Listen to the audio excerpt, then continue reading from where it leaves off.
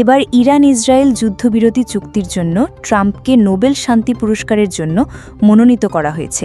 Publican আইন প্রণেতা বাডি Carter এই পুরস্কারের জন্য ট্রাম্পকে মনোনীত করেছেন। মঙ্গলবার ২৪ জুন এক প্রতিবেদনে এ তথ্য জানায় যুক্তরাজ্য ভিত্তিক সংবাদ মাধ্যম পলিটিক্স। এই বিষয়ে বাডি কার্টার নোবেল শান্তি পুরস্কার কমিটিকে একটি চিঠি লিখেছেন। তিনি ঘোষণা করেন যে ইসরায়েল ও ইরানের মধ্যে সশস্ত্র সংঘাতের অবসান ঘটাতে এবং বিশ্বের সবচেয়ে বিধ্বংসী পরমাণু অর্জন থেকে বিরত রাখতে ট্রাম্পের অসাধারণ ও ঐতিহাসিক ভূমিকা রয়েছে। চিঠিতে কার্টার বলেন, প্রেসিডেন্ট ট্রাম্পের হস্তক্ষেপ দুই দেশের যুদ্ধবিরতি চুক্তিতে পৌঁছানোর ক্ষেত্রে গুরুত্বপূর্ণ ভূমিকা পালন করেছিল, যা অনেকেই অসম্ভব বলে মনে করেছিল। ট্রাম্প ইরানের পারমাণবিক উচ্চাকাঙ্ক্ষা রোধ করার জন্য এবং ইরান যাতে পারমাণবিক অস্ত্র অর্জনে সক্ষম না হয় তা নিশ্চিত করার জন্য সাহসী সিদ্ধান্তমূলক পদক্ষেপ নিয়েছিলেন।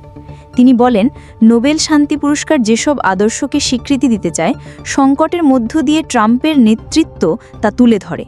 ঐতিহাসিক বৈরিতা ও রাজনৈতিক অস্থিরতায় জর্জরিত এই অঞ্চলে এই ধরনের অগ্রগতির জন্য সাহস এবং স্পষ্ট অবস্থান উভয়েরই প্রয়োজন, যা ট্রাম্প দেখিয়েছেন। সোমবার ২৩ জুন বিকালে ট্রাম্প ১২ দিনের যুদ্ধ শেষ হওয়ার ঘোষণা দিয়েছেন। এর মাধ্যমে মঙ্গলবার রাত থেকে যুদ্ধবিরতি কার্যকর হয়, যদিও এ সময়ের মধ্যে দুই দেশই পাল্টাপাল্টি হামলা চালায়। গত ১৩ জুন ইরানের পরমাণু কর্মসূচির বিরুদ্ধে দেশটিতে প্রথম হামলা চালায় ইসরায়েল। গত এক সপ্তাহ ধরে পাল্টাপাল্টি হামলার পর পরিস্থিতি যুদ্ধে রূপ নেয়। এর মধ্যে ডোনাল্ড ট্রাম্পও ইরানকে আলোচনায় বসার জন্য চাপ দিতে থাকেন এবং সময় বেঁধে দেন। তবে ইরান তাতে সায় না দিয়ে ক্ষেপণাস্ত্র হামলা চালিয়ে ইসরায়েলকে নাজেহাল করে দেয়। আলোচনার টেবিলে না বসায় এক সপ্তাহ পর ইরানের ৩টি গুরুত্বপূর্ণ পারমাণবিক স্থাপনায় বোমারু বিমান দিয়ে হামলা চালায় যুক্তরাষ্ট্র।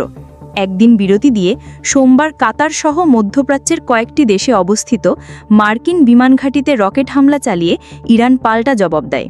অবশেষে ট্রাম্প সংঘাতে না গিয়ে ইরান ইসরায়েলের মধ্যে চলা যুদ্ধ বন্ধ ঘোষণা করেন এবং দুই দেশকে আর কোনো হামলা নয় বলে শান্তির পথে হাঁটার আহ্বান জানান। এর আগে প্রেসিডেন্ট ডোনাল্ড ট্রাম্পকে ২০২৬ সালে শান্তিতে নোবেল পুরস্কার দেওয়ার সুপারিশ করার সিদ্ধান্ত নিয়েছে পাকিস্তান। ভারত-পাকিস্তান সাম্প্রতিক সংকটে কূটনৈতিক হস্তক্ষেপের মাধ্যমে কার্যকর এবং গুরুত্বপূর্ণ নেতৃত্ব দেওয়ার স্বীকৃতি হিসেবে ট্রাম্পের জন্য এই আনুষ্ঠানিক সুপারিশ করার সিদ্ধান্ত নেয় পাকিস্তান সরকার।